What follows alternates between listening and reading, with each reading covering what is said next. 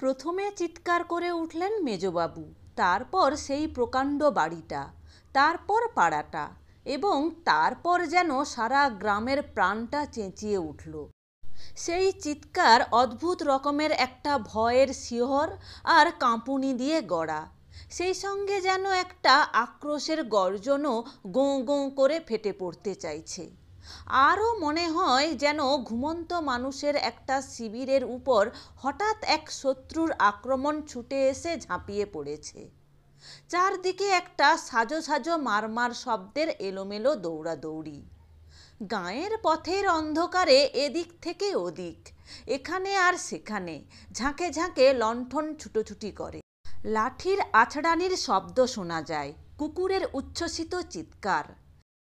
এদিকের হাঁক শুনে ওদিকের চিৎকার ছুটে আসে, আবার এদিকের চিৎকার বৃথাই ওদিকে চলে গিয়ে হাঁপাতে থাকে। কোথায় কোন দিকে কার বাড়িতে কতখানি সর্বনাশ হয়ে গেল! ঘুম ভাঙা গ্রামের বাতাস মথিত করে যতগুলি আর যেসব ধরনের আর্তনাদ, ভয়ের কাঁপুনি আর দাঁত ঘষা আক্রোশের শব্দ জেগে ওঠে, তার মধ্যে শুধু একটি শব্দের ভাষা বুঝতে পারা যায়: চোর চোর চোর! চোর ঢুকেছে এই গ্রামের কোনো ঘুমন্ত সংসারের সর্বনাশ করার জন্য। সারা গ্রামের শেষ রাতের সেই এলোমেলো চিৎকার, লণ্ঠনের আলো আর লাঠির প্রতিজ্ঞাগুলি শেষ পর্যন্ত যেন একটা ছন্দ খুঁজে পায়। সকলেই চারদিক থেকে হন্তদন্ত হয়ে একে একে মেজবাবুর সেই প্রকাণ্ড বাড়ির দিকে ছুটে আসতে থাকে। চোর ধরা পড়ে গিয়েছে। মেজবাবুর চিৎকার থেমে গিয়েছে অনেকক্ষণ। প্রকাণ্ড বাড়ির চিৎকারও থিতিয়ে এসেছে। উঠান ভরা ভিড়ের মাঝখানটা মানুষের মাথায় মাথায় ঘেঁষাঘেঁষি হয়ে একেবারে নিরেট হয়ে গিয়েছে। ভিড়ের চারদিকে উঠোনের কোণে কোণে এবং বাড়ির দরজায় দরজায় একটু একটু ফাঁকা ফাঁকা ভিড়। মেয়েরা দাঁড়িয়ে তখনও ভয়ার্ত গুঞ্জনের মতো গুনগুন করে কথা বলে। ছেলে মেয়েরা কলরব করে। এরই মধ্যে দুটো লণ্ঠনকে উঁচু করে থামের গায়ে বেঁধে ঝুলিয়ে দেওয়া হয়েছে। তবুও চোরকে সকলে এখনো দেখতে পাচ্ছে না, কারণ ভিড়ের সেই নিরেট মধ্যিখানের ভিতরে এখনো কিল চড় আর ঘুষির আড়ালে চাপা পড়ে আছে চোরটা। চোরের কাতরানির শব্দ একটুও শোনা যায় না। ভয়ঙ্কর কঠিন ও ধূর্ত নাকি সেই চোরের শরীরটা? মার হজম করার মন্ত্র জানে?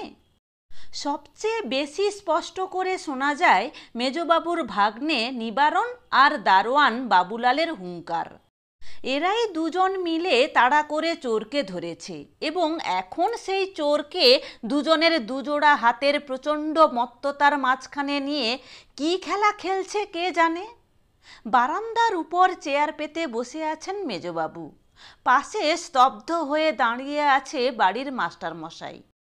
নিঃশব্দে অতি শান্ত দুই চক্ষুর তৃপ্তি নিয়ে মেজবাবু এখন চোরের এই শাস্তির অনুষ্ঠানকে মাঝে মাঝে একটি দুটি কথা বলে উৎসাহিত করছেন। মেজবাবু বলেন, সেদিন তো আর নেই মাস্টারমশাই, নইলে এরকম সাংঘাতিক চোরকে আমি নিজেই ফিনিশ করে দিতাম। আমার ঠাকুরদার কাছে গল্প শুনেছি, এ গায়ে ধরা পড়লে তার মুন্ডু কেটে ইচ্ছামতির জলে ভাসিয়ে দেওয়া হতো। আমি বলি, অতটা করবার কোনো দরকার হয় না, ওতে ঠিক শাস্তিও হয় না। তাকেই বলে শাস্তি, যা দিলে এই রকম চোর ভবিষ্যতে আর কখনো চুরি করতে পারবে না। মাস্টারমশাই বলেন, যা মার পড়েছে তারপর লোকটা আর চুরির সাহস স্বপ্নেও পাবে না। মেজবাবু বলেন, ভুল বুঝেছ মাস্টারমশাই, এরকম এলোমেলো মার চুরির কোনো শাস্তিই নয়। মেজবাবু হাঁক দিলেন, নিবারণ ও বাবুলাল। চোরের পিঠে আর কোমরে 10 বার পাক দড়ি জড়িয়ে ততক্ষণে একটা খুঁটোর সঙ্গে চোরকে বেঁধে ফেলেছে নিবারণ আর বাবুলাল। নিবারণ চেঁচায়, বলুন মামা। বাবুলাল হাঁপায়, বলিয়ে হুজুর। মেজবাবু বলেন, ওতে ওর শাস্তি হবে না, তার চেয়ে বরং। মেজবাবু বোধহয় শাস্তি তত্ত্বের অন্তর থেকে একটা খাঁটি কাজের মতো কাজের নির্দেশ পেতে চাইছেন। তাঁর শান্ত চোখ দুটো হঠাৎ ক্ষুব্ধ হয়ে কটমট করে, বারবার ভ্রুকুঞ্চিত করেন। তাঁর পক্ষে ক্ষুব্ধ হওয়ারই কথা। শেষ রাতে ঘুম থেকে উঠে বাহিরে আসতেই থমকে দাঁড়িয়েছিলেন মেজবাবু। বুকের ভিতরটা ভয়ানকভাবে চমকে উঠেছিল। একটা ছায়ামূর্তি তাঁরই ঠাকুর ঘরের দরজা থেকে বের হয়ে আসতে চলে যাচ্ছে। কে কে কে বলতে বলতে ছুটে আসতেই পালিয়ে গেল সেই ছায়ামূর্তি এবং ঝুপ করে কি একটা বস্তুকে উঠোনের ওদিকে ছুঁড়ে ফেলে দিল। মেজবাবু দেখতে পেলেন তাঁরই ঠাকুর ঘরের বিগ্রহ, কষ্টি পাথরের বিষ্ণু। এই মাসেই অনেক ঘটা করে যে বিষ্ণুর মুকুট 16 ভরি সোনা দিয়ে বাঁধিয়েছেন মেজবাবু, 10 দিনও পার হয়নি। কত বড় অভিষেক উৎসব হয়ে গিয়েছে এই প্রকাণ্ড বাড়ির ঠাকুর দালানের আঙিনায়। মেজবাবুর চিৎকার শুনে ভাগ্নে নিবারণ আর দারোয়ান বাবুলাল চিতাবাঘের মতো ছুটে গিয়েছে এবং দিঘির ওপারে কলাবাদাড়ের ভিতর থেকে চোরকে ধরে নিয়ে এসেছে। শক্ত করে গামছা পরা, কোমরে বেল্ট বাঁধা, ছোটোখাটো চেহারার একটা লোক। মুখটা ইঁদুরের মতো, হাত পাগুলি কি ভয়ানক শক্ত। আদুর গায়ের মাংসগুলি ছোট ছোট নুড়ির মতো শক্ত, ঘুষি মারলে কচকচ শব্দ করে। কদিন আগে ভরচাজ বাড়ির বড় ঘরে সিঁধ কেটে সিন্ধুক থেকে বেছে বেছে সব রূপোর আর তামার বাসনগুলো নিয়ে গিয়েছে। কে সেই চোর? কোনো সন্দেহ নেই, এই বেটাই সেই পাকা চোর। হরিশের দুটো বকনাকে 3 দিন হলো খুঁজে পাওয়া যাচ্ছে না। হরিশ বলে, এই বেটাই, এছাড়া আমার এমন তাজা তাজা দুটো বকনাকে গোয়াল ঘরের ভিতর থেকে নিয়ে যাবে কে? শাস্তি দিতে হবে এই চোরকে। 2 জন লোক গিয়েছে দফাদারকে খবর দেবার জন্যে। 1.5 মাইল দূরে এক গাঁয়ে থাকে দফাদার। আসতে ভোর হয়ে যাবে, কিন্তু এলেই বা কি? মেজবাবু বলেন, পুলিশে দেওয়া হবে ঠিকই, কিন্তু তাতে কি আর শাস্তি দেওয়া হলো? বড় জোর 2 বছর কয়েদ হবে। বেটা সুখে থাকবে লাখ টাকা দামের দালান বাড়ি ওই জেলের ভিতরে, ফিরে এসে আবার মানুষের সর্বনাশ করবে। হরিশ বলে, সারা গায়ে বিছুটি ঘষে দিলে ভালো হয়। বল্লভবাবু বলেন, আগুনের ছেঁকা দাও, তাহলে নিজের মুখে সব কথা স্বীকার করবে। এর আগে কোথায় কোথায় চুরি করেছে, ওর নামটাই বা কি, এসব আমাদের জেনে রাখা দরকার। নিতাই বলে, কিছু কিছু ছুঁচ ফোটানো দরকার। কিলচড় ওর গায়ে একটুও বাসছে না কর্তা। অমূল্য বলে, নাকে লঙ্কার ধোঁয়া দিলেও কাজ হয়।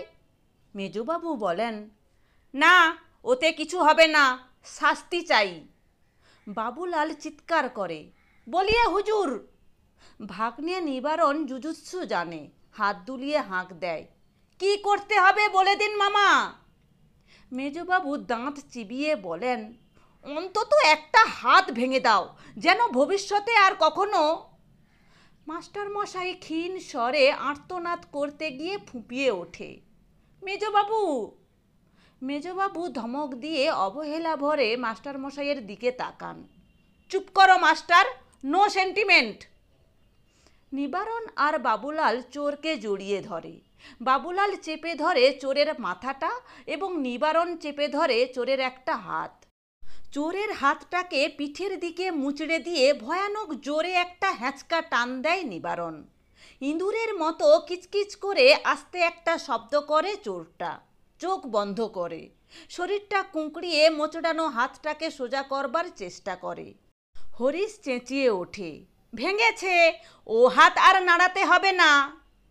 মাস্টারমশাই মেজবাবুর কানের কাছে ফিসফিস করে, এটা কি রকম শাস্তি হলো বুঝলাম না মেজবাবু। লোকটার হাতটাকে নষ্ট করে দিলে ওকে যে শেষে ভিক্ষে করে খেতে হবে। হবে। মেজবাবু চোখ কটমট করে হুঙ্কার দেন, চুরি তো আর করতে হবে না, মানুষের সংসার নিরাপদ হবে। মাস্টারমশাই বলে, আমার মনে হয় এটা ঠিক শাস্তি হলো না। মিথ্যে তোমার ধারণা, মিথ্যে তোমার সেন্টিমেন্ট। তোমার যদি এরকম সৌভাগ্যের বিগ্রহ একটি থাকতো, সোনা দিয়ে বাঁধানো মুকুট, অমন সুন্দর একটি কষ্টি পাথরের বিষ্ণু, আর চোর এসে দেবতাকে চুরি করত, তবে তুমি আর এসব মহত্ব দেখাতে না মাস্টার।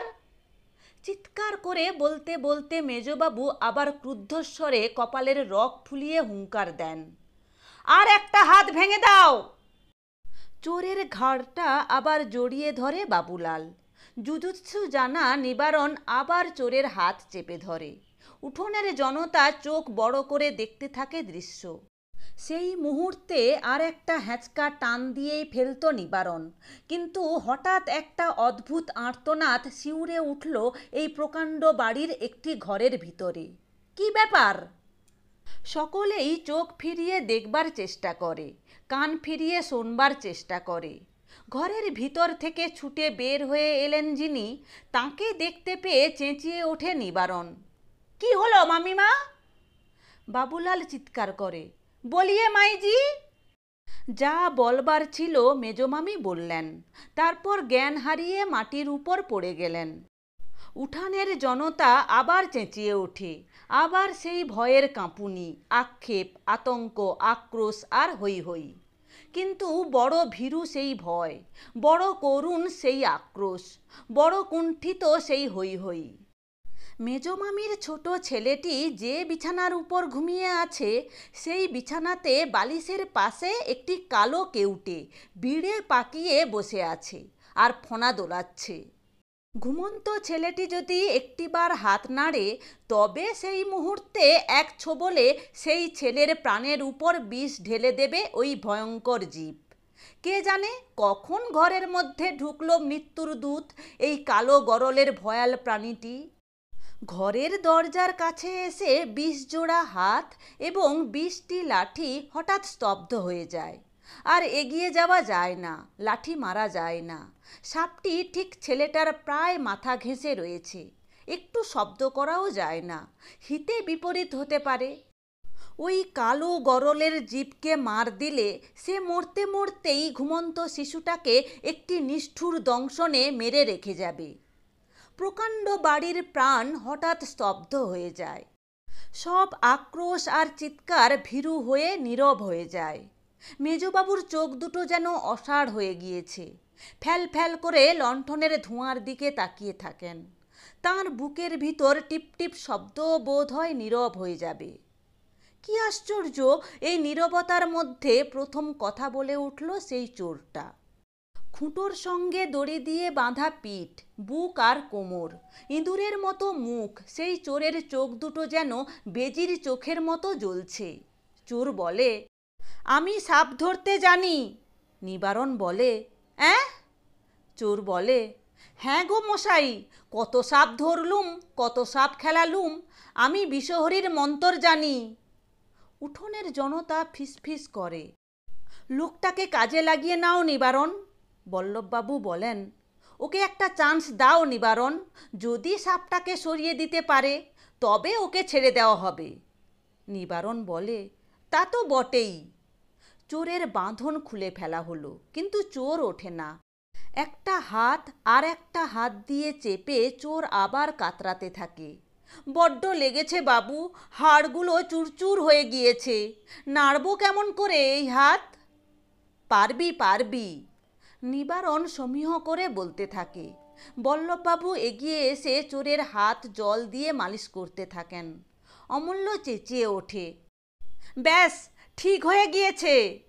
নিবারণ বলে, এইবার ওঠ, একটু তাড়াতাড়ি কর। চোর বলে, বড় তেষ্টা পেয়েছে বাবু। তক্ষুনি জল আনা হলো। এক ঘটি জল ঢকঢক করে খেয়ে চোর আস্তে আস্তে হাঁপ ছাড়ে, এদিক ওদিক তাকায়। তারপর বলে, এক মুঠো সর্ষে চাই। ছেলের দল ঘরের ভিতরে ছুটে গিয়ে এক ডালা সর্ষে নিয়ে আসে।